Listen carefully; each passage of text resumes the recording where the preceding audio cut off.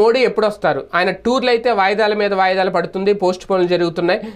అసలు వస్తారా లేదా అనే డౌట్ కూడా రేజ్ అవుతుంది. వాస్తవానికి 1 ఏప్రిల్ చివరి వారంలో మోడీ ఎన్నికల ప్రచారం ఏపీలో ఉంటుందని అన్నారు.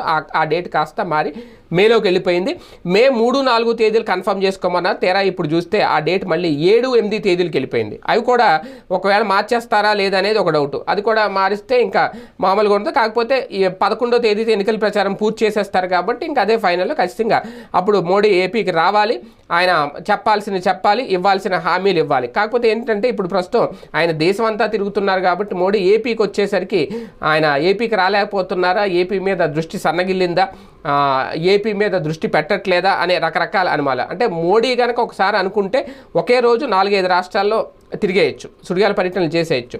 అలా గతంలో కూడా చాలాసార్లు చేశారు. కానీ ఏపీకి వచ్చేసరికి మాత్రం ఏమన్నా మొహమాటాలు ఉన్నాయా అనే చర్చ అయితే నడుస్తుంది. దానివల్ల ఏమన్నా కొన్ని కీలక ప్రకటనలు చేయలేమా,